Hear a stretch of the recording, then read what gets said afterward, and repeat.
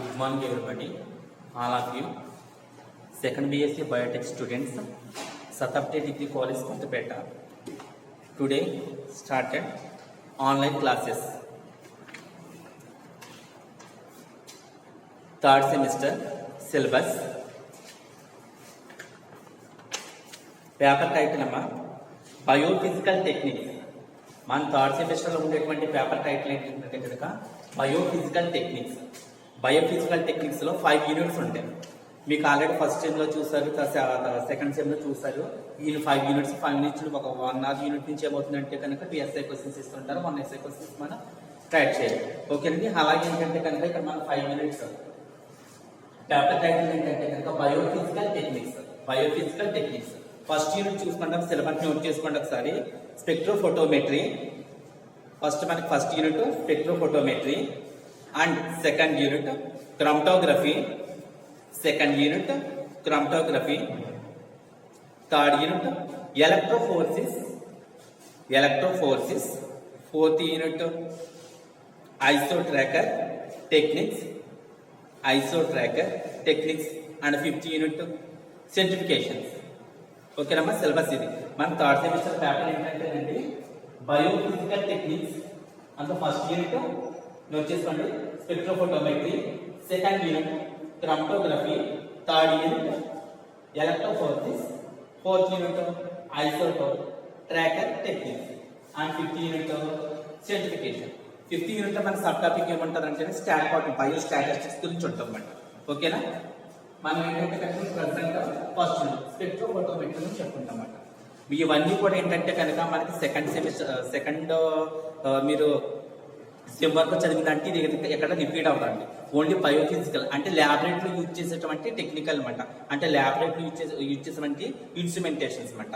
ఇవన్నీ కూడా మనకి ఏంటంటే ఇక్కడ ఎలా యూజ్ చేస్తాం, ఏ విధంగా ఫామ్ అవుతుందని మనం తెలుసుకుంటాం అన్నమాట. ఓకేనండి.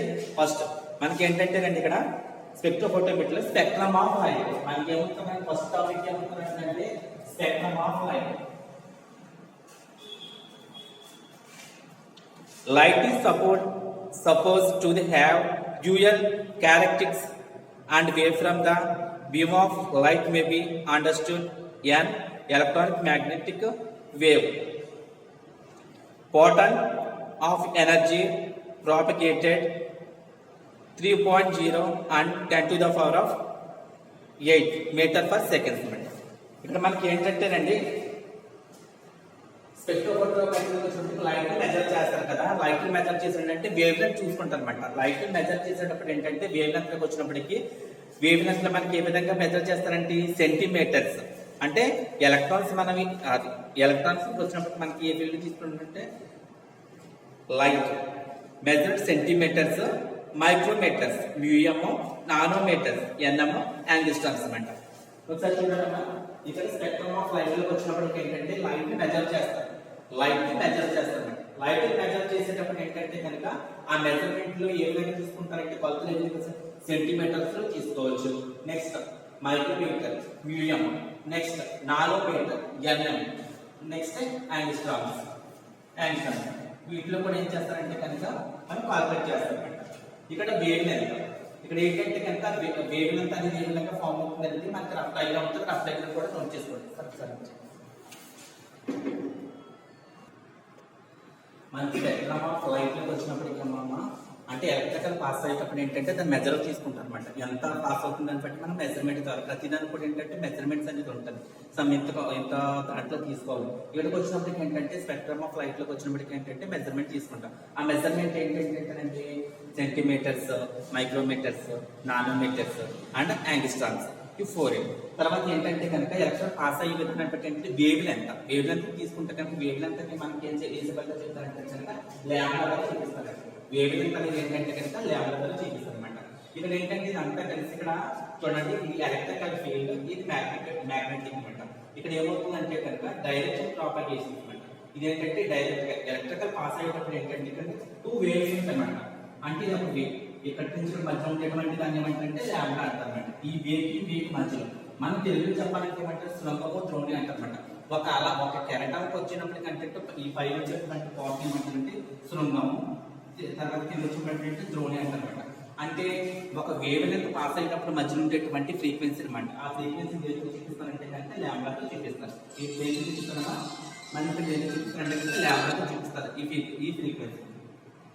Distance between Christ and throw అన్నమాట. అంటే ఇక్కడ 2 వేవ్స్ మధ్యలో ఉండేటువంటి ఈ లాంబ్డాని క్రిస్ట్ అండ్ త్రో, ఈ క్రిస్ట్ బిట్వీన్ అండ్ త్రో ఈ దేనితో చూపిస్తారంట లాంబ్డాతో. అంటే ఈ లాంబ్డాతో ఏమవుతుందంటే కనుక వేవ్ లెంత్ అనేది ఏంటంటే మెజర్ చేస్తారు. ఓకేనా? ఇదంతా ఎలక్ట్రికల్ ఫీల్డ్ వచ్చినప్పటికి ఏంటంటే అది ఎలక్ట్రికల్ అంటే లైట్ అనేది పాస్ అవుతూ ఉంటే కనుక మెజర్ చేసేటప్పుడు ఈ ఫీల్డ్ అనేది ఎలక్ట్రికల్ ఫీల్డ్ మ్యాగ్నెటిక్ ఫీల్డ్ అంటే డైరెక్షన్ ప్రాపగేషన్ చూస్తున్నప్పుడు ఈ వేవ్స్ మధ్య ఉండేటువంటి డెఫినెట్ ఏమంటారంటే కనుక వేవ్ లెంత్ అంటారు. Wavelength or lambda. ఓకేనమ్మా? Wavelength or lambda.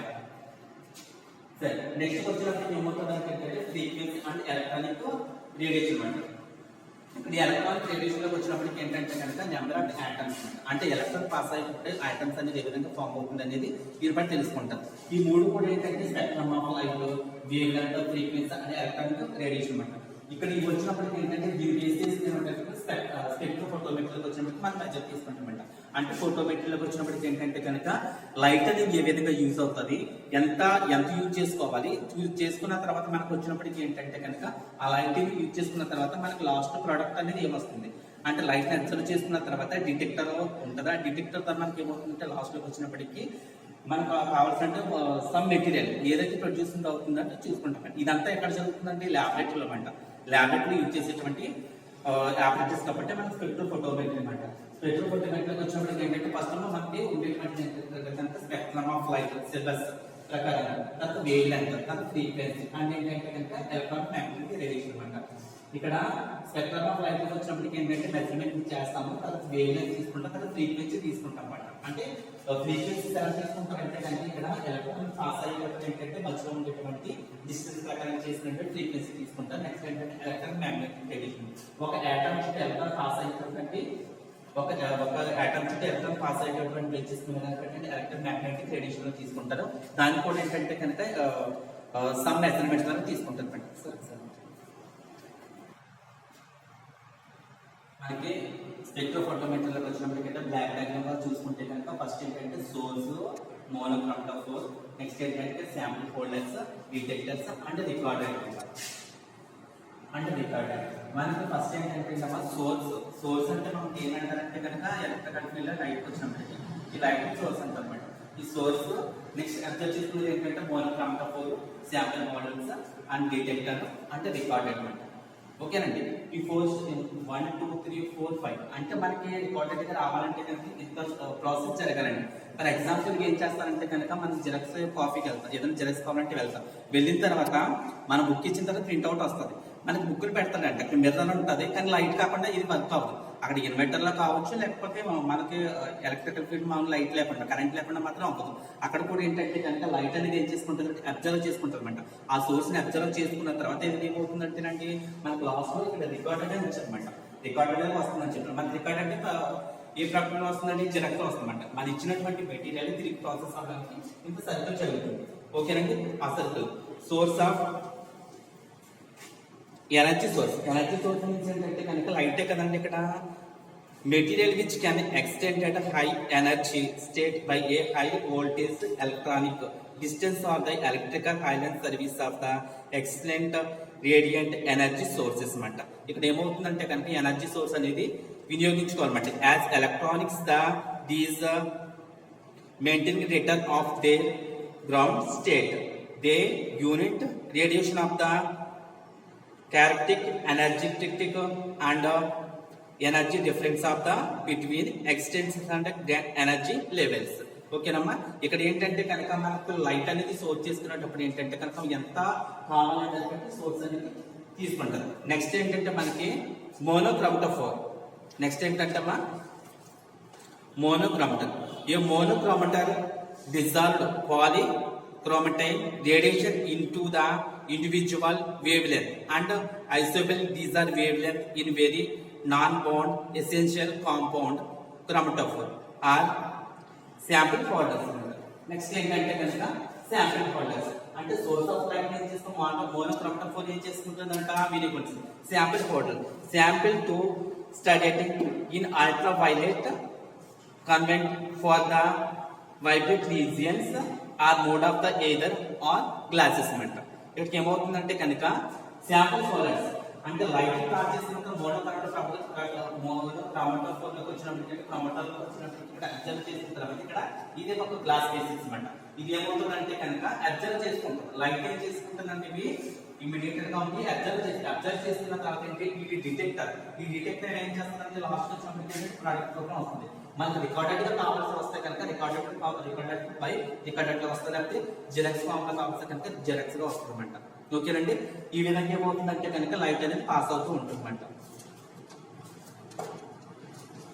Next electrical ఇక్కడికి వచ్చినప్పటికి స్పెక్ట్రోఫోటోమెట్రీకి వచ్చినప్పటికి ఏంటంటే డ్యూయల్ బీమ్ వేవ్ లెంత్ అంటే డబుల్ బీమ్ వేవ్ లెంత్ ఉంటుంది, సింగిల్ బీమ్ వేవ్ లెంత్ ఉంటుంది అనమాట. అంటే వేవ్ లెంత్ బేస్ చేసుకుని మనం అంటే వన్ సోర్స్ లో కావాలి, 2 సోర్స్ లో కావాలన్నమాట.